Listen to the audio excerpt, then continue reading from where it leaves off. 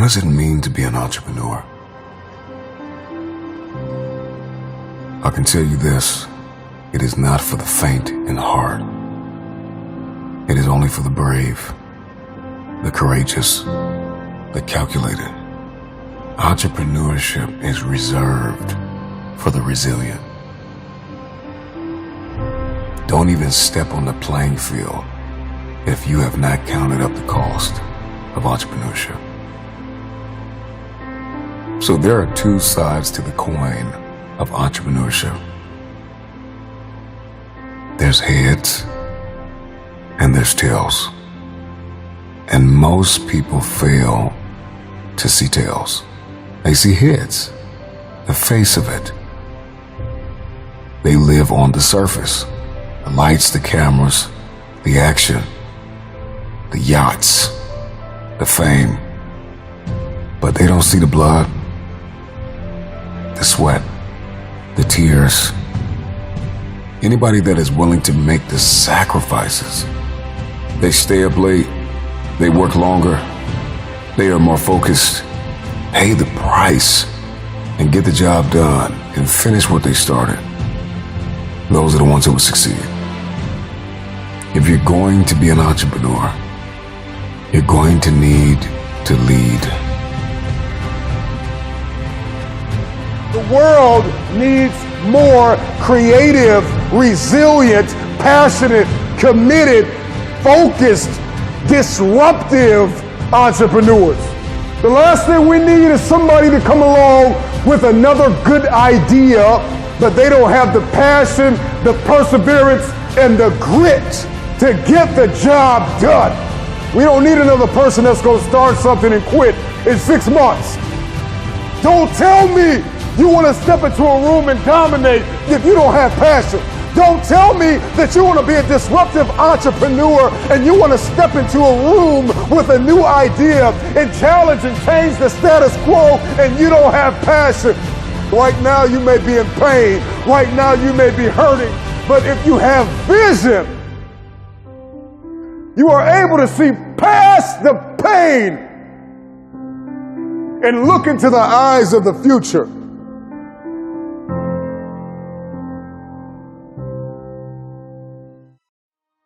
Your perspective can either become your prison or your passport. It can either arrest you or release you. In 1903, it was the Wright brothers that defied the laws of gravity. And if you know anything about gravity, gravity will pull you down and keep you down. It will stop you from flight. It will stop you in your tracks. If you believe in something, metaphorically speaking, gravity will hold you down, it will hold you back, and it will dare you to fight.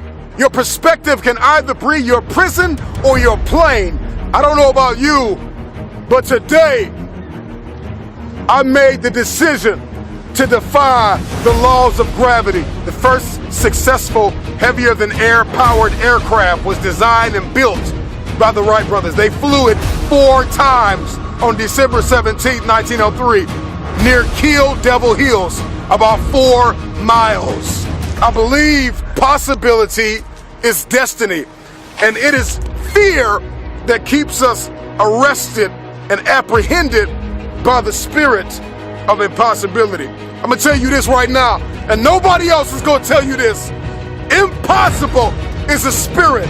And you've got to arrest that spirit or it will arrest you. Impossibility is like a soda fountain. The easy way out, the path of least resistance, because to say something is impossible, to give up, to cop out, to fill your cup of carbonated excuses. It tastes good, but it doesn't sit well as it goes down into your system. To remove the 2 letters is the grit of existence, the binding faith of hope to your chest and letting your heart beat. You gotta rewrite the code, you gotta rewrite the script. Calling all reformers, I'm calling all innovators, I'm calling all game changers, I'm calling all world shakers, I'm calling all city shifters, I'm calling everybody that has an inkling of faith in themselves, I'm calling everybody inherit the future. If you're not where you want to be financially, if you're not where you want to be emotionally, if you're not where you want to be physically, relationally, socially, 10 times out of 10, it is because you have settled in a place called convenience. Here's what I need you to do. I need you to admit the fact that you've gotten lazy. I'm going to tell you this right now. Some praise can be poison. It keeps you locked in a state of paralysis, and you shining trophies from the past. And that's why you always hear those people from the past like, yeah, remember back in the day when I used to do this. Remember back in the day. They're still shining the trophy of the past accomplishments. So sometimes we can receive praise like a venomous snake that injects its poisonous venom in our veins and in our heart that causes us to stay locked in a state of paralysis. And I'm still praising the work I've done. And we get full. We get real full. This is what happens when people keep telling you, you're so good, oh, you're so great, or you did so good 10 years ago, 5 years ago, 2 years ago. If you continue to believe that your best work is behind you, then you will never achieve what is ahead of you. Go ask any athlete, actor, musician, philanthropist, athlete, it doesn't matter. You ask anybody who is a champion, and the difference between them and their opponent is they were more hungry for it. I don't care if you got to listen to me 1,000 times. I need you to get crystal clear about your future. Because the only reason why you are here, the only reason why you're alive is because you have work to do. And you got to figure out, why on earth are you here? What is your destiny? What is the dream that God has given you? You got to have like a shark mentality, because if a shark swims backward, it dies. A shark can only move forward. And so I need you every single day you wake up to smell blood and go after that dream. If there's anything I can pour from my heart, if there's anything I can give you in this moment, my greatest piece of advice is to protect your hunger. You show me a man who is failing, and I will prove to you that he is no longer hungry. When you are hungry, you are creative. When you are hungry, you are innovative. When you are hungry, when you are no longer full, when you are no longer satisfied with where you are and you raise your standards, it is only then that you can have your future. If you can stay hungry, you can get the resources. If you can stay hungry, you can get the strategy. If you can stay hungry, the ideas gonna come. If you can stay hungry, the connections will be aligned. If you can stay hungry. The problem with many of you is that you got full, you got complacent, you got lazy.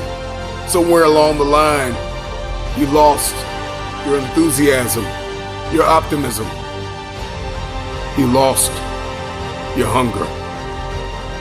I'm never full. I'm never full. I'm never full. I'm never full. If you want your future, then you are going to have to get acquainted with pain, with discomfort, with inconvenience.